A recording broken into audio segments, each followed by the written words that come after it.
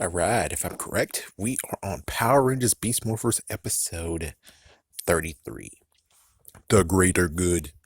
So here we go. Okay, some good stuff starting on here. So we actually get the continuation of Ryjack trying to get those Ranger weapons, and apparently he's tunneling under Grid Battle Force, which is like, if you have a drainage thing, shouldn't you have security over that? But I'm not going to hit them with it. I mean, come on.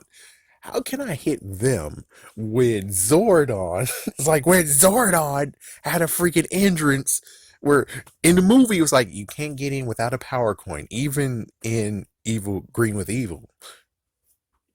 Yeah, it was like either way, somehow Goldar and Rito was able to sneak into the free command center, plant a bomb, sneak out, boom.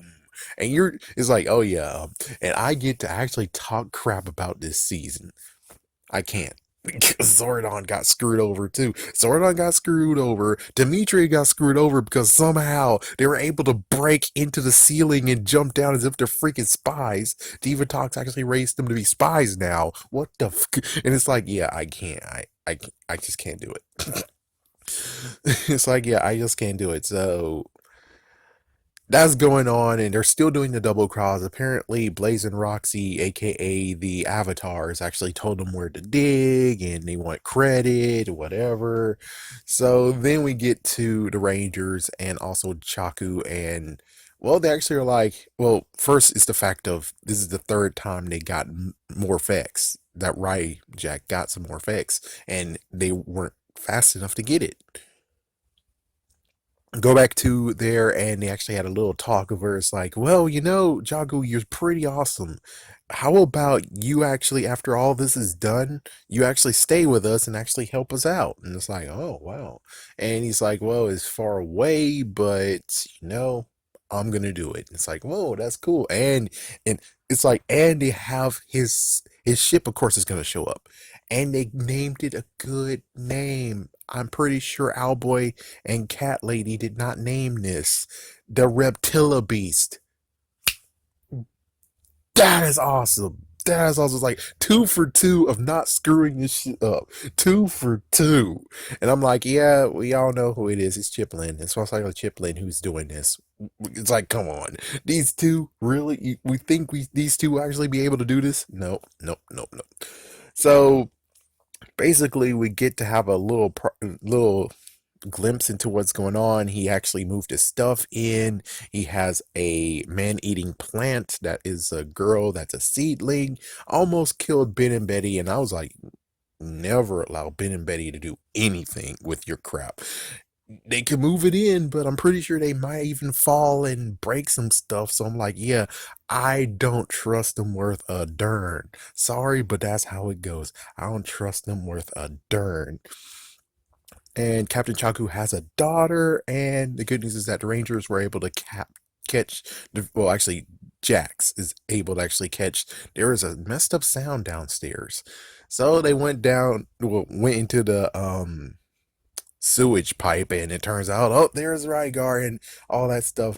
And well, I think commercials ending, so I'll be right back in a few seconds. Never mind, I think I have more time, but no, I'm gonna do it at the end. Yeah, I'll do it at the end. Talk about how Ryjack,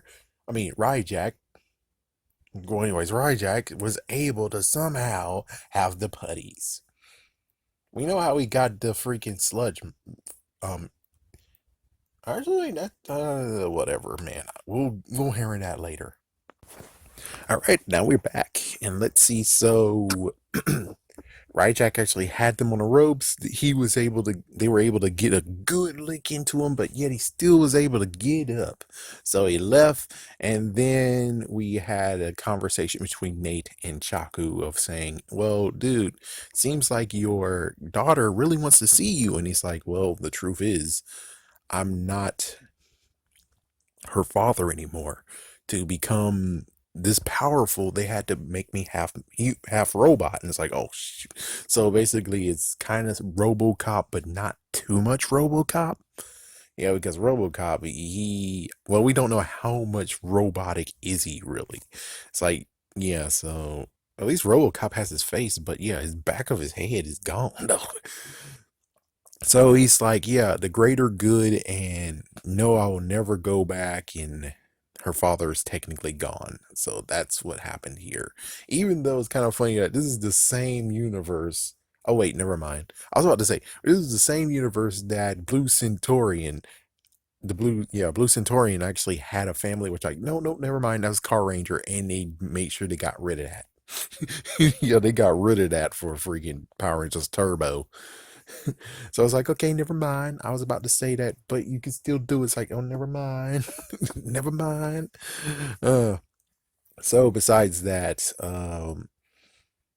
they eventually did get a second chance. You know, they also sealed up the exit of it all. So they did get a chance to go against him again. And this time they disarmed the crap out of him. Oh yeah, beforehand, um, Evox was trying to actually get him to give us weapons from your vault. We can all do it together. And it's like, no, no, no, I could do it by myself. And it's somewhere safe on Earth. I'm able to do this. And into the fight of where he actually just right there. And he's just standing there. It's like, yep. So he wants to really actually take him down. But he got disarmed. His shield is gone. His sword is gone. His reanimator has been knocked away somewhere. And he has no choice but a weird planet. It's like, what the where the hell did he get it? It would have been nice to actually get like some way to be like, oh yeah, that one. But no, he got some new freaking thingy of where he's able to actually make himself big. I don't know where the hell it is. It's most likely a new planet. Now, in that case, I'm like, come on, dude. You did a lot of stuff finding lots of freaking weapons, and you're telling me that now you dried up on which one he could do. It's like, even though the people are gone, even though many of the freaking monsters are gone, and all the bad guys are gone, that doesn't mean their weapons are gone. I would have been cool. It would have been cool if it's like, yes, I got this from the Machine Empire. I repurposed it to do this. And it's like, ah, my man. Let's see which one. Yeah, it's like the Machine Empire did a beam down, and or why not get more from Zed's freaking place? So at least we have more where it's like, and plus they don't really have to do much. All they got to do is a freaking damn explosion because Zed had a freaking grenade. Boom! Oh my gosh, he's big. So now they have to deal with him being big, and they're like, how the freak did he do that? Okay, so it ends with them having to bring the Ultra Sword out without, of course, the Beast. Yeah, without the Beast as king. Yeah. So, anyways, apparently, Jack was so powerful that they knocked out their system, so it has to be rebooted. But luckily, the Reptila Beast showed up, and it's like, holy free! And the CGI wasn't that bad, you know. It's like it might get bad later in the years, but I'm pretty sure it still trumps what's going on with Wild Force, which is like, yeah, if someone actually is able to straight up do the right thing, you know, and go to that freaking episode of Forever Red and, you know, update the freaking CGI, that would be great. That'd be a great idea to do, you know, because just to watch it nowadays, it's like, oh God, are you? Oh my goodness, what the it's like, yes, they can make it better right now. They can still make it better, but of course, you know how it is that they're gonna be like, oh, but it's more work and it's an old thing. And it's like, yeah, but if you do that, you show that you appreciate the things. Like that's one thing Hasbro can do is go back into the past of one of them, update it, and release it. It'll be pretty awesome, you know. It'll be pretty cool. It's like, and you could do it for the anniversary. You could easily just show Forever Red, but now with the better CGI, and who knows, maybe people are like, holy shit. It's like, yeah, exactly. Well, besides all the CGI talk, so they were able to reboot it. They were able to make it do a freaking jump. It's like, how can you make that freaking big Megazord jump? But they made it jump and it made it do a jump kick. And I'm like, how in the world was it able to get back up after doing that jump kick? And so they were able to actually do it. And we got the Cheetah Beast Blaster back. Man, how long has it been since we've seen that? How long has it been? How long? So they did it, they defeated it, and then that was the last case for Captain Chaku. And he's like, now since I can retire from them, I'm now able to start with you guys. And well, surprise, they actually figured out a way to reverse the process that actually made him half robot. So that's the good news. And he took it. They did it. He's now fully human. And the only nitpick I have to say is I wish you were able to actually have that, the process of doing it again in a morpher, so he can still be part of the galactic force because, well, even though they're advanced, they still had to break him and to actually make him get strong. And I'm like, yeah, you could easily put that in a morpher, or a hinging device so he can still continue on if he really wants to. I mean, just saying. But either way, he actually is able to go back to his excuse me, daughter, and woohoo!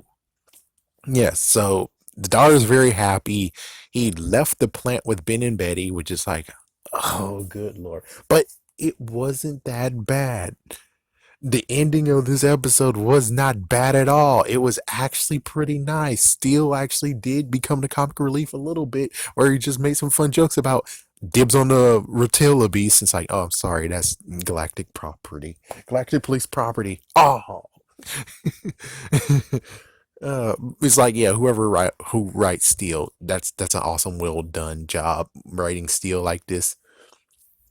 Let's see, and well, they apparently feed the plant trash, aka junk food, and it burps out the recyclables. And then it actually gives the the red slop or red saliva.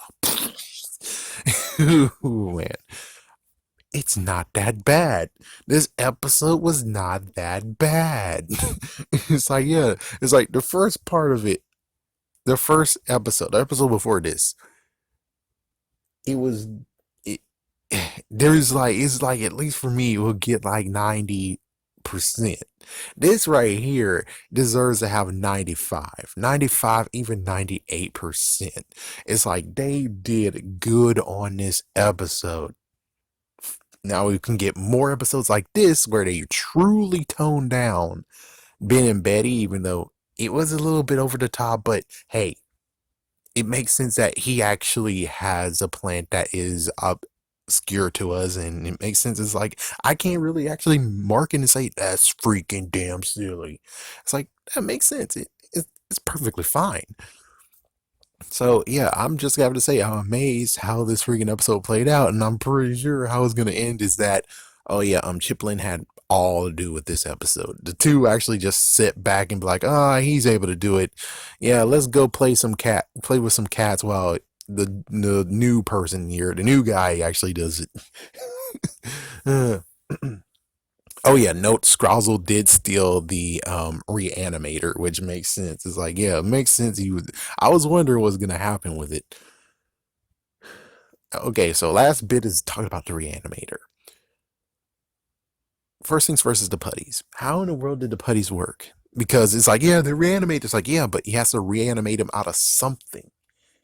And of course, I did say that their old stuff might actually still be present, but he wouldn't know what the fuck to do. I mean, come on. He goes to the moon base, and I'm pretty sure everything has been in the trash and destroyed. I mean, as soon as the Free Machine Empire moved in, what, they're going to just keep everything there all whatever? Like, no. They're going to use all the freaking rooms for something, even though they don't even know about a dark dimension. So that's the only part that's like, I'm pretty sure it's the only thing they don't know, that they actually do have a prison and crap. It's like, yeah, look, notice it. They brainwashed the Red Ranger. Excuse me. And they brought him to another planet instead of actually using the dark dimension. So that most likely is only Rita, maybe even Zed is able to use. But the Machine Empire had no idea what that was. So I'm pretty sure they did use all of the freaking rooms. And if they didn't, well, that's kind of stupid.